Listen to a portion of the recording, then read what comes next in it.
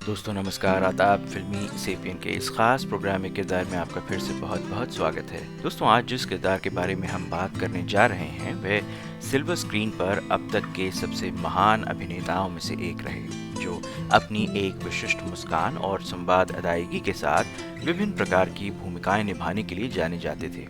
एक महान अभिनेता होने के अलावा उन्होंने एक गायक, गीतकार, अभिनेता, निर्देशक, निर्माता और लेखक के रूप में भी काम किया। ये एक ऐसे अभिनेता थे जो एक बार महान अदाकार दिलीप कुमार साहब पर भी भारी पड़ गए थे। जी हाँ दोस्तों, आज हम बात करने जा रहे हैं हिंदी सिनेमा के महान अदाकार ओम प्रकाश साहब की। ओम प्रकाश साहब शायद भारत के सबसे प्रिय चरित्र अभिनेता थे। चाहे वह प्यार किए जा में महमूद जी के साथ उनकी हरकतें हों, जिसमें उनका और महमूद जी के ऊपर फिल्माया गया एक सीन शायद आज तक हिंदी सिनेमा के कुछ प्रसिद्ध दृश्यों में से एक माना जाता है, या फिर फिल्म चुपके चुपके के जीजा जी, नमक हलाल के दद्दू, फिल्म गोपी के बड़े भैया, बुढ़ा मिल गया फिल्म के गिरधारी लाल, फिल्म शराबी के मुंशी जी या चमेली की शादी के उस्ताद। ओम प्रकाश जी हमें कभी भी खुश करने में विफल नहीं होते थे। उनकी उपस्थिति मात्र से ही दर्शकों के चेहरे पर मुस्कान आ जाती थी। ओम प्रकाश जी का जन्म ओम प्रकाश छिब्बर के रूप में 19 दिसंबर 1919 को जम्मू में हुआ था। ओम जी के 3 और भाई और एक बहन भी थी। छोटी उम्र से ही उन्हें रंगमंच, संगीत और फिल्मों के प्रति आकर्षण था। उन्होंने 12 वर्ष की आयु में शास्त्रीय संगीत की शिक्षा भी लेनी शुरू कर दी थी। उनके जीवन का पहला किरदार उन्होंने रामलीला में सीता के रूप में निभाया था। ओम प्रकाश जी एक संपन्न परिवार से आते थे और घर से उन्हें किसी भी तरह की दिक्कत नहीं थी। शायद इसी वजह से ओम प्रकाश जी कला के क्षेत्र में रमते चले गए। संगीत की शिक्षा तो ओम प्रकाश जी ने पहले ही ले रखी थी, जिसके बूते पर जहां उन्हें पंजाब में एक लोकप्रिय रेडियो व्यक्तित्व फतेहदीन के रूप में जाना जाने लगा। उन्हें घर घर में जाना पहचाना नाम मिल गया और कहानी कहने और हास्य व्यंग की उनकी प्रतिभा जगमगा उठी। संगीत के साथ साथ Om Prakash ji all India radio के नाटक और उसके डायलॉग्स भी लिख लेते थे। लेकिन थोड़े वक्त ऑल इंडिया रेडियो में काम करने के बाद ओम प्रकाश जी ने वहां से कम तनख्वाह की वजह से इस्तीफा दे दिया।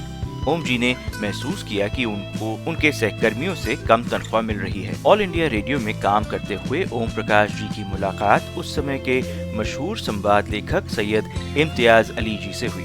सैयद इम्तियाज अली साहब ने फिल्म अनारकली भी लिखी थी। ओम प्रकाश जी उनसे बेहद मुतासिर थे और उन्होंने इम्तियाज अली साहब से डायलॉग राइटिंग और उसकी डिलीवरी की बारीकियों को नजदीकी से समझा। ओम जी का फिल्मों में आना भी इत्तेफाक से हुआ। ओम जी एक बेहद मस्त मौला व्यक्तित्व के थे और एक बार एक पार्टी में वे लोगों को खूब हंसा रहे थे। वहीं उस जमाने के मशहूर प्रोड्यूसर दलसुख पंचोली जी ने उन्हें पार्टी में उनके हाव भाव को नोटिस किया, लेकिन पंचोली जी ने उनसे वहां कुछ नहीं कहा। जब ओम जी अपने शहर जम्मू वापस गए तो वहां ओम जी को एक टेलीग्राम मिला।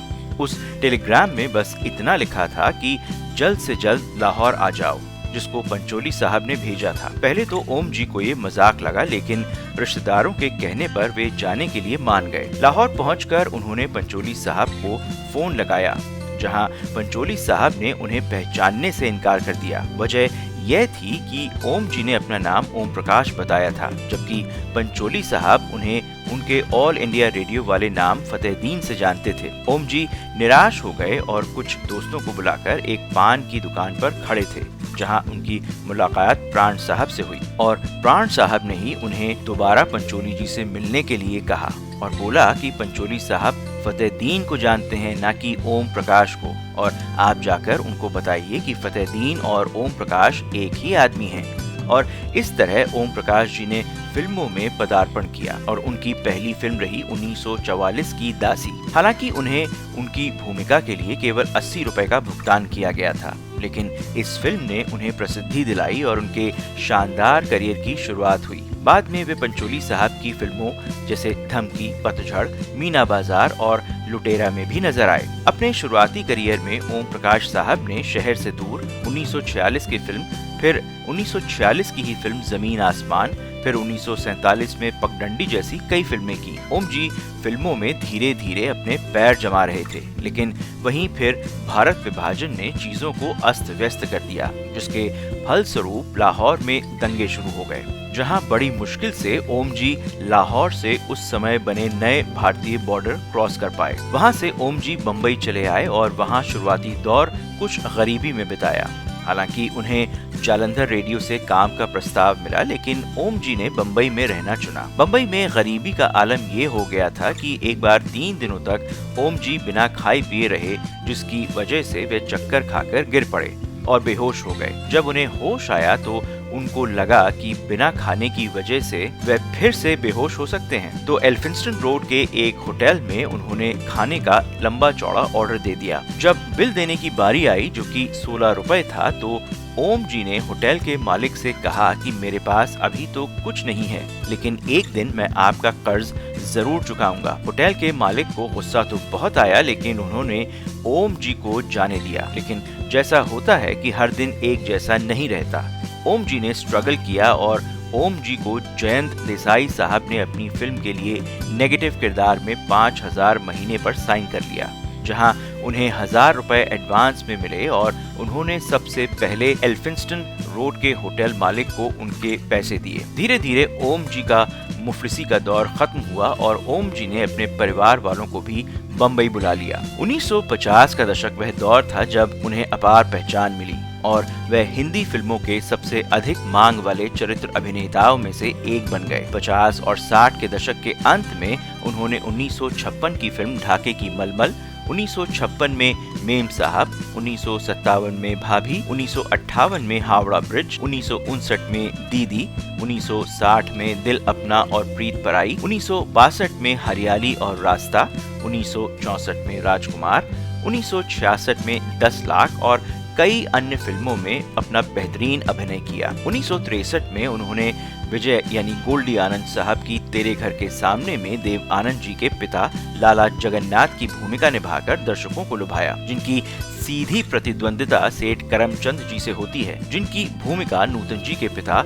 हरिंद्र नाथ चट्टोपाध्याय साहब ने निभाई थी। उनकी अन्य यादगार भूमिकाओं में से एक ए भीम सिंह साहब की 1965 की पारिवारिक ड्रामा खानदान में आई, जिसमें उन्होंने परिवार के मुखिया जीवनदास की भूमिका निभाई, जिसे छोटे मोटे पारिवारिक झगड़ों के कारण अपने पुश्तैनी घर का बंटवारा देखने के लिए मजबूर होना पड़ता है। मोहम्मद रफी साहब का क्लासिक गाना कल चमन था आज एक सहरा हुआ पृष्ठभूमि में बजता है और असहाय होकर आंसू भरी आंखों से ओम प्रकाश जी की तस्वीर आज भी फिल्म दर्शकों को परेशान करती है। इस अवधि में ओम प्रकाश साहब ने दिलीप कुमार साहब, राज कपूर जी, देव आनंद साहब, अशोक कुमार साहब, किशोर कुमार जी, शम्मी कपूर साहब, मनोज कुमार जी और धर्मेंद्र जी जैसे सभी शीर्ष अभिनेताओं के साथ काम किया। उन्होंने आगा साहब, गोप जी, मुकरी जी और बाद में जॉनी वॉकर साहब और महमूद साहब जैसे हास्य कलाकारों के साथ भी काफी काम किया। 1955 में ओम प्रकाश साहब ने फिल्म निर्माण में भी कदम रखा और अपनी पहली फिल्म दुनिया गोल है का निर्देशन किया, जिसमें अनीता गुहा जी, करण दीवान साहब और कुलदीप कौर जी ने अभिनय किया था। निर्देशक के रूप में उनकी अगली फिल्म 1957 की गेटवे ऑफ इंडिया थी, जिसमें भारत भूषण साहब, मधुबाला जी, प्रदीप कुमार साहब और जॉनी वॉकर जी ने अभिनय किया था। यह फिल्म बड़ी सफल रही। 1959 में वह किशोर कुमार साहब और अनीता गुहा जी अभिनीत चाचा जिंदाबाद और राज कपूर साहब और नूतन जी अभिनीत कन्हैया लेकर आए। 1961 में उन्होंने प्रमोद चक्रवर्ती साहब द्वारा निर्देशित प्रदीप कुमार जी, अनीता गुहा जी और शोभा कोटे जी अभिनीत फिल्म संजोग का भी निर्माण किया। फिल्म सफल रही और आज भी भूली हुई यादें मुझे इतना न सताओ, वो भूली दास्तां लो फिर याद आ गई और कहते हैं चांद जिसको जैसे गानों के लिए याद की जाती है। 1964 में उन्होंने फिर एक फिल्म का निर्माण किया जो उनकी आखिरी फिल्म साबित हुई। यह फिल्म जहां आरा थी, जिसमें माला सिन्हा जी, भारत भूषण साहब और शशिकला जी ने अभिनय किया था। इन सभी फिल्मों में ओम प्रकाश साहब ने भी अलग अलग भूमिकाएं निभाई थीं। ओम जी ने कई कॉमेडी फिल्मों में भी काम किया, जिसमें फिल्म पड़ोसन, चुपके चुपके, गोलमाल, नौकर बीवी का, शराबी और चमेली की शादी में उनकी बेहतरीन भूमिकाएं रहीं। जहां उन्होंने अहम भूमिका निभाई। दिलीप कुमार साहब के साथ गोपी में उनकी भूमिका अभिनय के मामले में सर्वश्रेष्ठ मानी जाती है। आलोचकों को आज भी लगता है कि दिलीप साहब के सामने दुखद दृश्यों में उन्होंने बेहतर प्रदर्शन किया। एक बार दिलीप कुमार साहब ने खुलासा किया था कि मैं अपने अभिनय करियर में सिर्फ एक बार डरा था और वह गोपी फिल्म के दौरान था, जब ओम प्रकाश जी का अभिनय मेरे अभिनय पर भारी पड़ गया था। अपने करियर के इस चरण के दौरान ओम साहब ने दिलीप कुमार साहब के साथ आजाद, राज कपूर साहब के साथ मेरा नाम जोकर, किशोर कुमार साहब के साथ मिस मैरी, बहार, पहली झलक, आशा और मनमौजी, उसके बाद अशोक कुमार साहब के साथ हावड़ा ब्रिज और फिर देव आनंद साहब के साथ तेरे घर के सामने में अभिनय किया। किशोर कुमार साहब, दिलीप कुमार साहब, राज कपूर साहब, अशोक कुमार जी और देव आनंद जी जैसी मशहूर हस्तियों के साथ काम करने के बावजूद उन्हें उनके अभिनय के लिए जाना जाता था। 1966 में ओम प्रकाश साहब ने कॉमेडी ड्रामा 10 लाख में गोकुल चंद की भूमिका निभाई, जिसके लिए उन्हें आलोचकों की अपार प्रशंसा मिली। उन्होंने फिल्म 10 लाख में अपनी भूमिका के लिए कॉमिक रोल में सर्वश्रेष्ठ प्रदर्शन के लिए फिल्म फेयर पुरस्कार भी जीता। उसी वर्ष उन्होंने फिल्म प्यार किए जा में अभिनय किया, जहां ओम साहब ने महमूद जी, कल्पना जी और राजश्री जी के पिता रामलाल की भूमिका निभाई, जिसे किशोर कुमार साहब और शशि कपूर साहब द्वारा ठगा जा रहा होता है। फिल्म में सबसे मजेदार दृश्यों में से एक जब महमूद साहब ओम प्रकाश जी को अपनी फिल्म की कहानी सुनाते हैं। 1968 में उन्होंने प्राण साहब, महमूद जी और किशोर कुमार साहब के साथ ए भीम सिंह जी की साधु और शैतान में मुख्य भूमिका निभाई। 1969 में आदमी और इंसान में ओम प्रकाश जी की भूमिका ने उन्हें सर्वश्रेष्ठ सहायक अभिनेता का फिल्म फेयर पुरस्कार दिलवाया। इस अवधि की उनकी कुछ उल्लेखनीय फिल्मों में 1968 की फिल्म पड़ोसन, 1968 में दो कलियां, 1968 में ही फिल्म मेरे हमदम मेरे दोस्त, 1969 में एक श्रीमान एक श्रीमती और डोली, 1970 में मेरा नाम जोकर और पुष्पांजलि, 1970 में ही फिल्म पूरब और पश्चिम और गोपी। इसके बाद 1970 में ही आई घर घर की कहानी शामिल है। उनकी सबसे प्रतिष्ठित फिल्मों में से एक 1971 की बुढ़ा मिल गया थी, जिसमें उन्होंने एक युवा लड़की में रुचि रखने वाले एक बूढ़े व्यक्ति की भूमिका निभाई थी। प्रतिष्ठित गीत आयो कहां से घनश्याम और बुढ़ो लांबो लांबो उन पर ही फिल्माए गए थे। उनके प्रदर्शन को व्यापक रूप से सराहा गया और यह उनके सर्वश्रेष्ठ प्रदर्शनों में से एक था। 1970 के दशक में ओम जी ने 1972 की फिल्म दिल दौलत दुनिया में उधार चंद शिकारपुरी, फिर 1973 की फिल्म जंजीर में डिसिल्वा, 1974 की फिल्म सगीना में गुरु, 1974 की फिल्म चौकीदार में शंभू, 1975 की फिल्म आंधी में लल्लू लाल, 1975 की फिल्म जूली में जूली के पिता और 1975 की फिल्म चुपके चुपके में राघव भैया जैसी उनकी भूमिकाएं उनके प्रशंसकों की यादों में ताज़ा हैं। 1982 की फिल्म नमक हलाल में दद्दू दशरथ सिंह की उनकी भूमिका और 1984 में फिल्म शराबी में उनकी मुंशी फूलचंद की भूमिका पिछले कुछ वर्षों में जबरदस्त लोकप्रियता हासिल कर गई। उनकी बाद की कुछ फिल्मों में 1980 की अब्दुल्ला, 1981 में नरम गरम, 1981 में ही फिल्म लावारिस, 1982 में फिल्म प्रेम रोग, 1983 में रंग बिरंगी और नौकर बीवी का, 1984 में राज तिलक, 1985 में अलग अलग और आवारा बाप और 1986 में चमेली की शादी और ईमानदार जैसी फिल्में शामिल हैं। ओम जी ने 1950 की फिल्म मीना बाजार में छोड़ दिया घर बार रानी तेरे लिए, 1953 की फिल्म लड़की में नारी से भागन भली और गोपाल कृष्ण राधे कृष्ण, 1974 की फिल्म वरदान में जमुना के तट पे मारी नजरिया और घर की इज्जत फिल्म में भैया मेरे राम जैसे कुछ गाने भी गाए। ओम जी ने लगभग 307 फिल्मों में अभिनय किया। उन्होंने 1966 की फिल्म 10 लाख में अभिनय करके अपना पहला पुरस्कार जीता था। उन्होंने साबित कर दिया कि वह परिपक्व भूमिकाएं भी उतनी ही सहजता और गहराई से निभा सकते हैं, जैसे कि चाचा जिंदाबाद, खानदान, हरियाली और रास्ता, दिल अपना और प्रीत पराई, पति पत्नी, नींद हमारी, ख्वाब तुम्हारे, मेरे हमदम मेरे दोस्त, अन्नदाता, एक श्रीमान एक श्रीमती, डोली, चिराग, अमर प्रेम, आंख में चौली, एक हसीना दो दीवाने, अनुराग, जंजीर, सगीना में दिखाया गया। अभिनय के अलावा ओम जी ने 1961 की फिल्म संजोग, 1964 में जहां आरा, 1957 की फिल्म गेटवे ऑफ इंडिया सहित फिल्मों का निर्माण भी किया। ओम साहब को अपने निजी जीवन में कई चुनौतियों का सामना करना पड़ा, जिसमें उनके करियर की शुरुआत में वित्तीय संघर्ष भी शामिल था।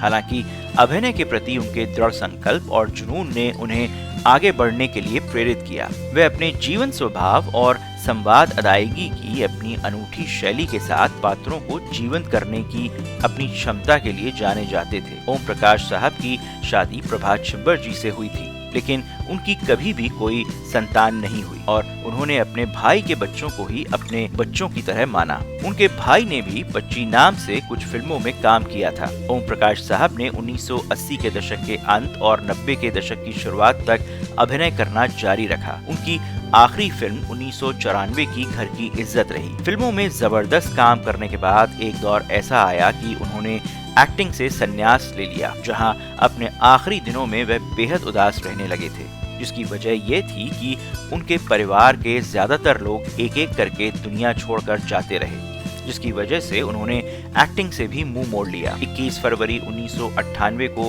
ओम प्रकाश साहब को उनके घर पर जोरदार दिल का दौरा पड़ा और उन्हें मुंबई के लीलावती अस्पताल ले जाया गया। वहां ओम जी को एक और दिल का दौरा पड़ा और वह कोमा में चले गए, जिसके बाद वे कभी भी उबर नहीं पाए और उनका निधन हो गया। उन्हें बॉलीवुड के सबसे बहुमुखी और प्रिय चरित्र अभिनेताओं में से एक माना जाता है। भारतीय सिनेमा में उनके योगदान को हमेशा याद किया जाएगा। ओम जी की विरासत उनके यादगार प्रदर्शनों और उनके द्वारा निभाई गई अनगिनत भूमिकाओं के माध्यम से जीवित है। एक संघर्षशील अभिनेता से लेकर घर घर में मशहूर होने तक का उनका सफर फिल्म इंडस्ट्री में कई लोगों के लिए प्रेरणा है। दोस्तों, ये था ओम प्रकाश साहब के बारे में आज का एक किरदार का ये एपिसोड। दोस्तों, हमें बताइए कि आपको ये एपिसोड कैसा लगा और अगर आप भी ओम प्रकाश साहब के बारे में कुछ जानते हैं तो हमें जरूर बताइए। साथ ही साथ इस वीडियो को लाइक करें, शेयर करें और हमारे चैनल फिल्मी सेपियन को सब्सक्राइब भी जरूर करें और नीचे कमेंट में बताएं आपको ओम प्रकाश साहब का कौन सा रोल सबसे यादगार लगता है। एक बार फिर से आप सबको फिल्मी सेपियन के प्रोग्राम एक किरदार वीडियो देखने का बहुत बहुत शुक्रिया। धन्यवाद।